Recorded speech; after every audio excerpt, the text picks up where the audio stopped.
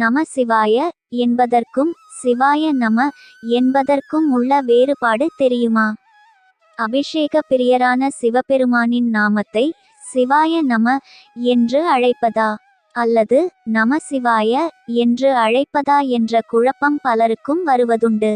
மாணிக்கவாசக சுவாமிகள் தனது திருவாசகத்தை துவங்கும்போது இந்த பஞ்சாட்சரத்தை வைத்துத்தான் துவங்குகிறார். நம சிவாயம் வாழ்க, நாதன் தாழ் வாழ்க, இமைப்பொழுதும் என் நெஞ்சில் நீங்காதான் தாழ் வாழ்க என்றார்.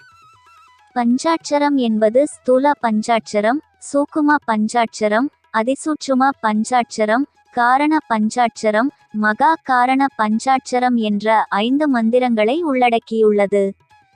ஸ்தூல பஞ்சாட்சரம் என்பது நம சிவய என்ற நாமம். சூட்சும பஞ்சாட்சரம் என்பது சிவய நம என்ற நாமம். அதிசூட்சும பஞ்சாட்சரம் என்பது சிவய சிவ என்பதாகும். காரண பஞ்சாட்சரம் என்பது சிவ சிவ என்பதாகும். மகா காரண பஞ்சாட்சரம் என்பது சி என்ற நாமம் எனச் சொல்லப்பட்டுள்ளது. இதில் வரக்கூடிய மந்திரங்கள் அனைத்துமே மாறி மாறி வந்தாலும் எல்லாமே 5 எழுத்துக்கள்தான். அவற்றின் சிறப்புகளை பார்ப்போம். சி என்றால் சிவம், வ என்றால் திருவருள், ய என்றால் ஆன்மா, ந என்றால் திரோத மலம், ம என்றால் ஆணவ மலம்.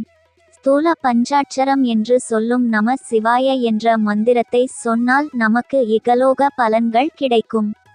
இதனால் இப்பிறவிக்கு கிடைக்கக்கூடியவற்றை நாம் பெற்று உயர்ந்த வாழ்க்கையை வாழ முடியும். அடுத்ததாக சூட்சும பஞ்சாட்சரத்தை சிவாய நம என்று மனதிற்குள்ளேயே சொல்ல வேண்டும். சத்தமாக சொல்லக்கூடாது. அதனால்தான் சிவாய நம என்று சிந்திப்போருக்கு அபாயம் ஒரு நாளும் இல்லை என்று சொல்லி இருக்கிறார்கள்.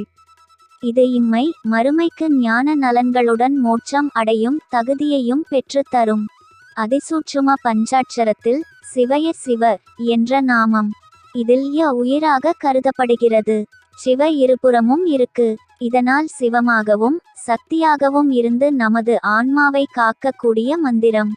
நமது சிந்தை முழுவதையும் இறைவனின் திருவடியிலேயே அர்ப்பணித்து இறைவனை ஒன்றக்கூடிய நிலை உண்டாகும். நம் மலமாயங்களை நீக்கி பேரின்ப பெருவாழ்வை பெற்று தரும். இதற்கு மாணிக்க மந்திரம் என்றும் பெயர். காரண பஞ்சாட்சரத்தில் சிவ சிவ என்ற நாமம் வருகிறது. இதற்கு இறைவனும் நாமும் ஒன்று என்று பொருள். இறைவனின் திருவடியில் நிரந்தரமாக கலக்க இந்த நாமம் பயன்படும். அதனுடன் வாசனா மலங்களையும் இது நீக்கும். ஆணவம், கன்மம், மாயை என்பது மும்மலங்கள். நமது மலங்கள் நீங்கினாலும் பெருங்காய டப்பாவில் காயத்தை நீக்கினாலும் வரும் வாசனை போல மலங்கள் நீங்கினாலும் அவற்றின் எச்சம் ஓட்டிக்கொண்டே இருக்கும். அதையும் போக்கும் நாமம்தான் இது. அடுத்ததாக மகா காரண பஞ்சாட்சரம். இதற்கு ஓரெழுத்து மந்திரம் என்று பெயர். இந்த ஒரு எழுத்தான சி என்பதை மட்டும் சொன்னால் முன்னால் இருக்கும் 4 மந்திரங்களையும் சொன்ன பலன்களை தரக்கூடியது. மேற்கூறிய மந்திரங்களை மனமுருக உள்ளமுருக சிவபெருமானை நினைத்து பிரார்த்தனை செய்து வழிபட்டு கூறினால் அதற்குண்டான பலன்களை எளிதாக பெறலாம்.